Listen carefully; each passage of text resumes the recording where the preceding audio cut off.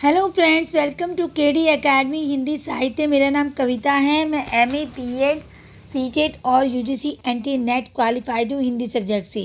Friends, अगर अभी तक आपने चैनल को सब्सक्राइब नहीं किया है तो पहले चैनल को सब्सक्राइब कर लीजिए और बेल आइकन को प्रेस कीजिए जिससे कि आने वाली वीडियो का नोटिफिकेशन आपको मिल जाए। और लाइक कीजिए, शेयर कीजिए। फ्रेंड्स, अगर इससे पहले की वीडियो नहीं देखी है तो जाके ज़रूर देखिए। उसमें बहुत सारे आपको नॉलेज मिलेगी और आपकी बहुत अच्छी से तैयारी हो जाएगी। और फ्रेंड्स, चलिए शुरू करते हैं। आज हम करेंगे आधुनिक आर्य भाषाओं का विकास, क्षेत्र और परिचय। इसके बारे में देखते हैं कि आधुनिक आर्य भाषा कौन कौन सी है। जो अपभ्रंश फ्रेंड्स, ये जो अपभ्रंश काल की समाप्ति हुई थी तो उसमें जो आधुनिक और भारतीय आर्य भाषा है उनके बीच का जो काल है वो भारतीय आर्य भाषा के विकास क्रम में बहुत ही अस्पष्ट काल है। उसका कुछ पता सता नहीं है कि वो कब है, क्या है, कितना है। तो इसलिए इसमें यही बताया गया है कि अपभ्रंश काल की समाप्ति के बाद जो आधुनिक आर्य भाषाओं का काल है उसका कुछ अता पता नहीं है। और जो कथ्य भाषा के रूप में अपभ्रंश कब तक बनी रही और कब आधुनिक आर्य भाषा अपनी विभिन्न विशेषताओं से पूर्ण होकर अस्तित्व में आई, इसका प्रमाण भी नहीं मिलता। कथ्य भाषा के रूप में अपभ्रंश की स्थिति ना होने पर भी बहुत समय तक अपभ्रंश में साहित्य रचना होती रही। मतलब फ्रेंड्स, अपभ्रंश की स्थिति नहीं थी फिर भी अपभ्रंश भाषा में होती रही। जैसे कि कोई भी भाषा है तो उसकी भाषा, जैसे मान लो कोई हिंदी ही भाषा को ले लीजिए। अगर हिंदी की बजाय कोई इंग्लिश बोल रहा है तो हिंदी का प्रयोग भी होता रहेगा। तो वो भाषा जो है वो एकदम से खत्म नहीं होती है, उसका प्रयोग चलता रहता है। ऐसे ही अपभ्रंश भाषा की स्थिति नहीं थी फिर भी उसमें काव्य रचना होती रही और साहित्य रचनाएं भी होती रही। तो फ्रेंड्स, ये जो हेमचंद है, हेमचंद 12वीं शताब्दी में थे और इनका जो अपभ्रंश का व्याकरण है यह अपभ्रंश व्याकरण लिखना यह प्रमाणित करता है। उन्होंने जो अपना व्याकरण लिखा था हेमचंद ने 12वीं शताब्दी में, उनके समय तक जो है अपभ्रंश अपने चरमोत्कर्ष पर थी। उन्होंने अपने महत्वपूर्ण ग्रंथ काव्यानुभाष, कौन सा ग्रंथ है उनका फ्रेंड्स? काव्यानुभाष। तो ये देख लीजिए, काव्यानुभाष। ग्राम्य अपभ्रंश का उल्लेख क्या है। अब नेक्स्ट देख लेते हैं। आधुनिक भारतीय आर्य भाषाओं में ईसा की 16वीं शताब्दी में साहित्यिक रचनाएं मिलने लगती है। उस समय की रचनाओं में भाषा का जो स्वरूप मिला उसमें अपभ्रंश की विशेषता नहीं मिली बल्कि आधुनिक आर्य भाषा की विशेषता मिली और इसीलिए इसको आधुनिक आर्य भाषा कहा गया। और इन रचनाओं से एक शताब्दी पूर्व माना जा सकता है इसको। इस प्रकार जो 15वीं शताब्दी है, 15वीं सदी तक भारतीय आर्य भाषा आधुनिक काल में उसका जो है भारतीय आर्य भाषा जो वो आधुनिक काल में आ चुकी थी। और हेमचंद के पश्चात 13वीं सदी के प्रारंभ से आधुनिक आर्य भाषा के अभ्युदय के समय 15वीं सदी के पूर्व तक का काल जो है वो संक्रमण काल माना जाता रहा। और जिसमें भारतीय आर्य भाषा धीरे धीरे अपभ्रंश की स्थिति को छोड़कर आधुनिक काल की विशेषताओं से युक्त होती जा रही थी। अब नेक्स्ट देख लेते हैं। नेक्स्ट में इसमें क्या बताया गया है। जो आधुनिक आर्य भाषाएं हैं उसमें कौन कौन सी भाषाएं हैं देख लीजिए। सिंधी, गुजराती, लहंदा, पंजाबी, उड़िया, बंगाली, असमिया, हिंदी, पश्चिमी हिंदी और पूर्वी हिंदी, ये सारी प्रमुख है आधुनिक आर्य भाषाओं में, तो इनको नोट कर लेना। और कश्मीरी भी भारत का एक महत्वपूर्ण भाषा है और भारत ईरानी की तरह भाषा में आती है। ये मैं आपको पहले करा चुकी है। भारोपीय परिवार की भाषाओं में जाके देख लेना अगर आपने वो वीडियो नहीं देखा है तो। और उर्दू जो है वो भाषा वैज्ञानिक स्तर पर हिंदी की ही अरबी फारसी से प्रभावित शैली है एक। और राजस्थानी जो पहाड़ी और बिहारी को विद्वानों ने अलग रखा है, ये हिंदी प्रदेश में आती है। वस्तुतः भाषा के आकृति मूलक या पारिवारिक वर्गीकरण से सांस्कृतिक वर्गीकरण को कम महत्वपूर्ण नहीं माना जा सकता। इस दृष्टि से राजस्थानी, पहाड़ी, बिहारी हिंदी के सांस्कृतिक वर्ग में आती है। भारत के बाहर बोली जाने वाले आधुनिक आर्य भाषाओं में नेपाली, सिंहली तथा जिप्सी भी आती है। ओके फ्रेंड, जो भारत के बाहर बोली जाती है वो आर्य भाषा कौन सी है ये भी नोट कर लीजिए। नेक्स्ट देख लेते हैं। आधुनिक भारतीय आर्य भाषाओं का क्षेत्र संपूर्ण उत्तर भारत है। जो भारतीय आर्य भाषाएं हैं पूरे भारत में बोली जाती है, और इसमें जो बंगाल है, बिहार है, उड़ीसा है, उत्तर प्रदेश है, मध्य प्रदेश है और राजस्थान है, यहाँ सब जगह जो है भारतीय आर्य भाषाएं बोली जाती हैं। और इसके अतिरिक्त जो पंजाब, हरियाणा, हिमाचल प्रदेश भी इसके अंतर्गत आते हैं। गुजरात, महाराष्ट्र के भी जो इसके प्रमुख क्षेत्र हैं भारतीय आर्य भाषाओं के। अब आप आगे इनके डिटेल वाइज देख लेते हैं। जो सिंधी भाषा है वो कैसी है? जो सिंध प्रांत में सिंधु नदी के किनारे पर सिंधु भाषा बोली जाती थी, सिंधी भाषा। और इस भाषा को बोलने वाले कौन लोग थे? जो मुस्लिम लोगों की संख्या थी वो सर्वाधिक थी, सबसे ज़्यादा मुस्लिम लोग इस भाषा को बोलते थे, और इसीलिए इसमें जो है फारसी शब्दों का प्रयोग अधिक पाया जाता था। सिंधी भाषा फारसी लिपि का एक विकृत रूप है। कभी कभी गुरुमुखी भी लिखी जाती है। सिंधी भाषा की 5 बोलियां हैं। कौन कौन सी है वो भी आप देख लीजिए। एक तो विचोली, ब्राचड़, कच्छी, इनमें से ज़्यादा प्रमुख है। इसमें 5 पूरी नहीं बताई गई है, लेकिन 3 इसमें से प्रमुख है। विचोली, ब्राचड़, कच्छी सिंधी भाषा की प्रमुख बोलियां हैं। ये पूछी जा सकती है फ्रेंड्स, नोट करते जाइए। अब जो दूसरी है वो आर्य भाषा है, वो लहंदा है। इसमें पश्चिमी पंजाब की भाषा कहा जा सकता है इसको। और जो ये है पाकिस्तान में है, इसमें पश्चिमी पंजाब जो है हमारा। और लहंदा और पंजाबी आपस में इतनी सन्निकट है कि दोनों में भेद करना बहुत ही कठिन हो जाता है। जो पंजाबी भाषा है और लहंदा भाषा है वो दोनों आपस में बहुत मिक्सअप होती है फ्रेंड्स। तो उससे पता नहीं चल पाता कि कौन सी भाषा है, ये पंजाबी है या लहंदा है। तो लहंदा पर दर्द और पिशाच भाषाओं का प्रभाव बहुत अधिक है। और इस प्रदेश में जो कैकेय देश पड़ता है, कौन सा प्रदेश पड़ता है? कैकेय देश पड़ता है, कैकेय देश, जहाँ पिशाची प्राकृत और कैकेय अपभ्रंश बोली जाती थी। लहंदा के नाम अब ये नोट कर लीजिए कहाँ बोली जाती थी? कैकेय प्रदेश में। पश्चिमी पंजाब जट की, उच्चा तथा हिंद की आदि हैं। लहंदा के दूसरे नाम कौन कौन से हैं देख लीजिए। लहंदा के नामों को ये पूछे जा सकते हैं। पश्चिमी पंजाबी, जटकी, उच्चा तथा हिंद की। अब पंजाबी से बहुत भिन्न है ये। और इसकी लिपि कौन सी है? लंडा लिपि है। लहंदा की कौन सी है? लंडा लिपि है। ये पूछी जा सकती है फ्रेंड्स। लेकिन आजकल जो फारसी लिपि में लिखी जाती है ये। और कश्मीर में जो प्रचलित शारदा लिपि है, कश्मीर में कौन सी है? शारदा लिपि है। उपभाषा इसकी कौन सी है मानी जाती है? कश्मीर में प्रचलित शारदा लिपि की उपशाखा मानी जाती है, जो कश्मीर में जो बोली जाती है। नेक्स्ट देख लेते हैं, कश्मीरी देख लेते हैं। अब कश्मीरी में की भाषा जो आर्य भाषा जो कौन सी है, ये क्या है? प्राचीन काल से जो कश्मीरी पर संस्कृत का जो प्रभाव था, और कश्मीर जो है वो सारस्वत ब्राह्मणों ने संस्कृत को अध्ययन अध्यापन की भाषा बनाया कश्मीर को। और इसके इतिहास को देखने से यही प्रतीत होता है कि जो 1000 ईस्वी के पहले से ही कश्मीरी में साहित्य रचना होने लगी थी कश्मीरी भाषा में। और प्राचीन कश्मीरी साहित्य का अधिकांश अंश मिला नहीं है अभी तक, वो लुप्त है।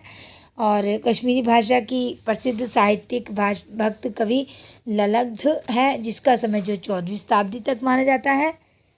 साहित्यिक भक्त कवि कौन है ये नोट कर लीजिए कश्मीरी भाषा के। इनके जो कवियों को नोट करते जाइए। पहले कश्मीर में ब्राह्मी लिपि से उत्पन्न शारदा लिपि प्रचलित थी, जो किंतु आज क्या है? प्राचीन जो है फारसी लिपि है कश्मीर की भी। पहले क्या थी? ब्राह्मी लिपि थी, शारदा लिपि थी। ब्राह्मी लिपि से उत्पन्न शारदा लिपि थी, लेकिन आज कौन सी है? फारसी लिपि है।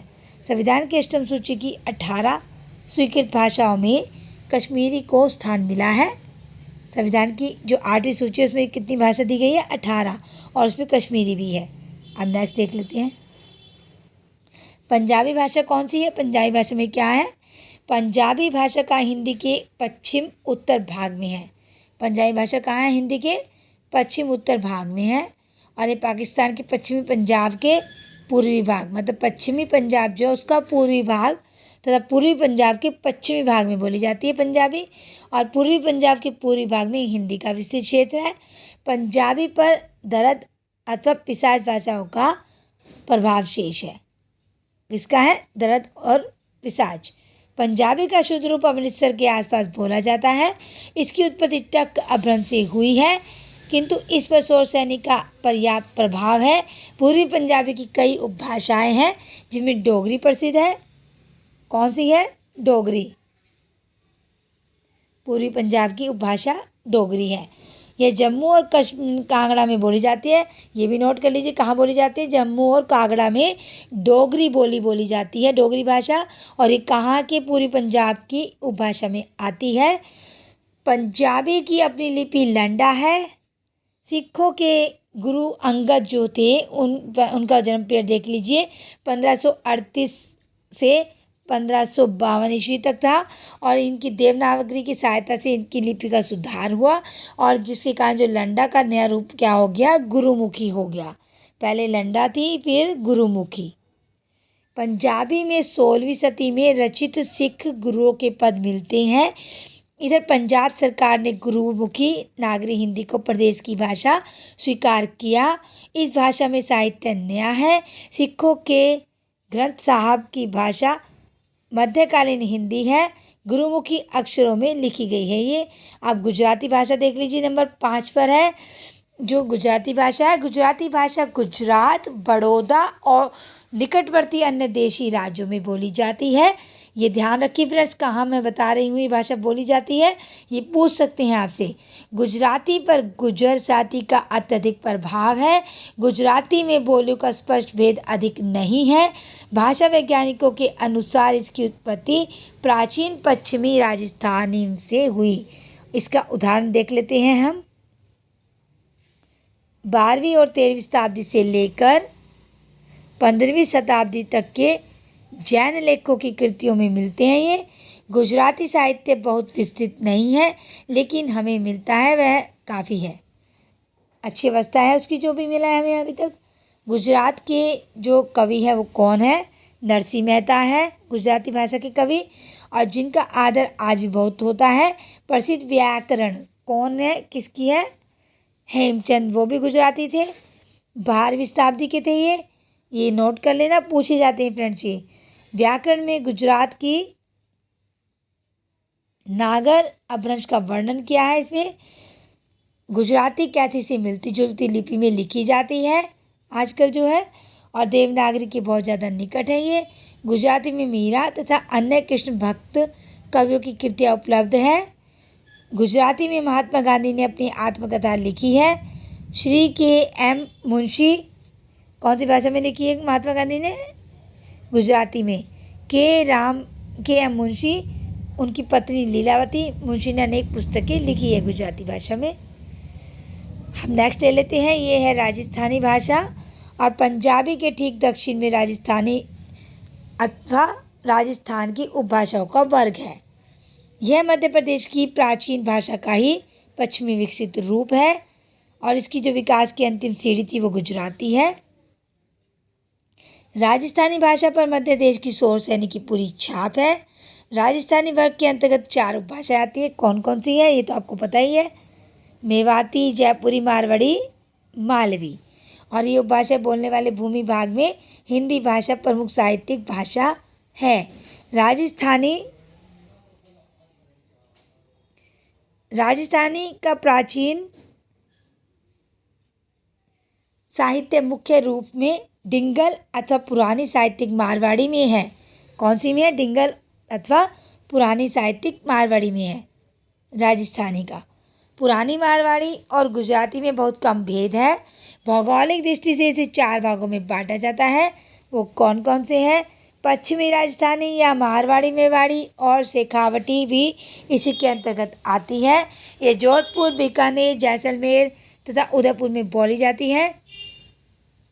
कौन सी बोली जाती है? मारवाड़ी, मेवाड़ी, शेखावटी, पश्चिमी राजस्थानी।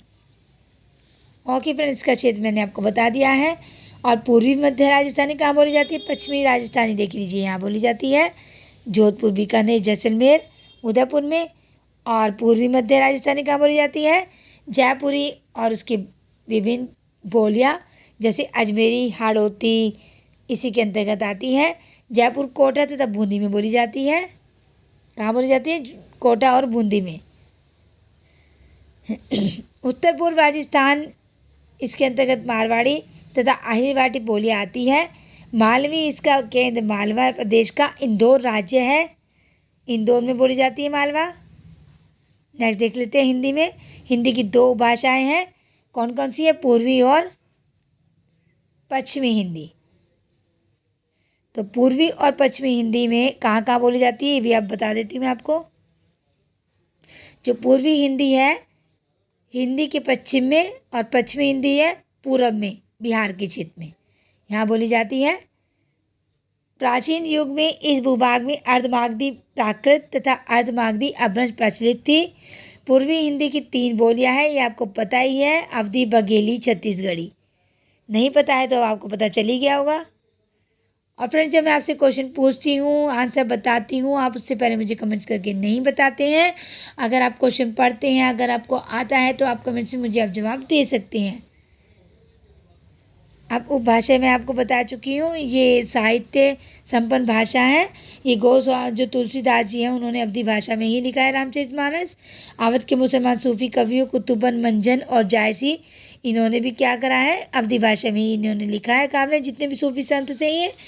और इसके पश्चिम में सौरसैनी, प्राकृत, कन्या रूप पश्चिमी हिंदी उपभाषाएँ हैं।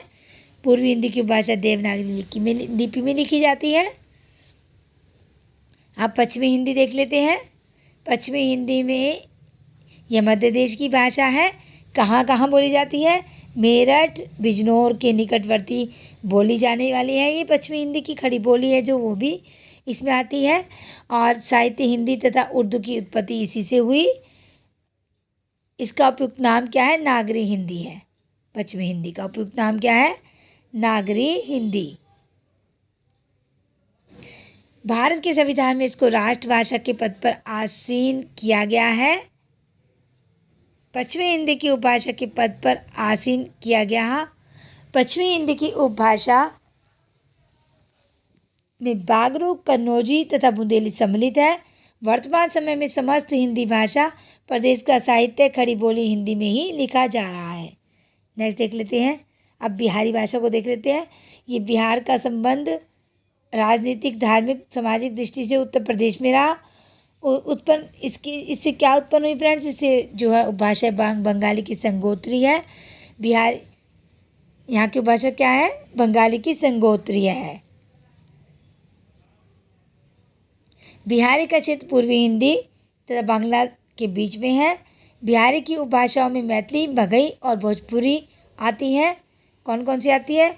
मैथिली, मगही, भोजपुरी बिहारी भाषा में आती है। और बिहारी भाषा का नाम ग्रेसन ने दिया। किसने दिया बिहारी भाषा का नाम? ग्रेसन ने। उत्पत्ति की दृष्टि से बिहारी का संबंध मागधी अपभ्रंश से है। बिहारी की उपभाषा 3 लिपियों में लिखी जाती है। छपाई में देवनागरी अक्षर का प्रयोग होता है। लिखने में साधारणतः कैथी लिपि का प्रयोग होता है। कैथी लिपि का। मैथिली लिपि बांग्ला लिपि से बहुत अधिक मिलती है। मैथिली में प्राचीन साहित्य मिलता है, जबकि भोजपुरी में कबीर के कुछ पुराने पद मिलते हैं। नेक्स्ट लेते हैं पहाड़ी भाषा। हिमालय के दक्षिण में नेपाल से शिमला प्रदेश तक पहाड़ी भाषाएं बोली जाती है। कहाँ से कहाँ तक? हिमालय के दक्षिण में नेपाल से शिमला प्रदेश तक पहाड़ी भाषा बोली जाती है। और इसके 3 भेद है: पश्चिमी पहाड़ी, मध्य पहाड़ी, पूर्वी पहाड़ी। वर्तमान पहाड़ी भाषा राजस्थान से मिलती जुलती है। अब नेक्स्ट देख लेते हैं। उड़िया भाषा है। यह प्राचीन उत्कल था या अथवा वर्तमान उड़ीसा की भाषा है। बांग्ला से उसका घनिष्ठ संबंध है। उड़िया का दूसरा रूप ओडिया है। 13वीं शताब्दी के एक शिलालेख से विदित होता है कि उस समय उड़िया भाषा काफ़ी विकसित थी। उड़िया की लिपि बहुत कठिन है। इसका व्याकरण बांग्ला से मिलता जुलता है। बांग्ला की तरह उड़िया भी मागधी अपभ्रंश से निकली है। कहाँ से निकली है? उड़िया और बांग्ला मागधी अपभ्रंश से निकली है। मराठा और तेलुगु राजाओं के अधिकार में रहने के कारण इस भाषा में मराठी, तेलुगु के शब्द मिलते हैं। उड़ीसा में कृष्ण संबंधी साहित्य मिलता है। मुसलमानों और अंग्रेजों के कारण इस भाषा में फारसी और अंग्रेजी के शब्द भी मिलते हैं। नेक्स्ट लेते हैं बांग्ला भाषा।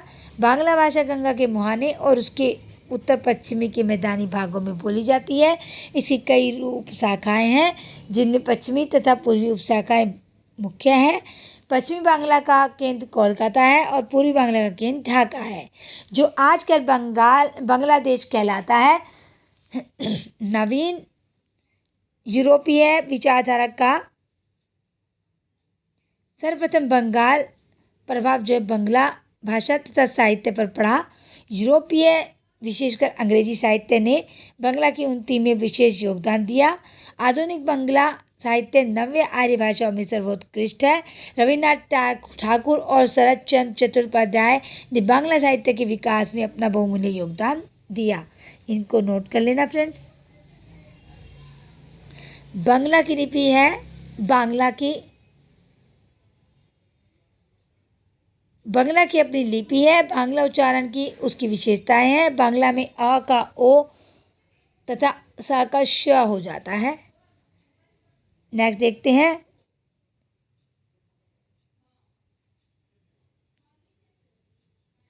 फ्रेंड्स बाकी का हम ये कल करेंगे, फिर ज़्यादा वीडियो लंबा हो जाएगा।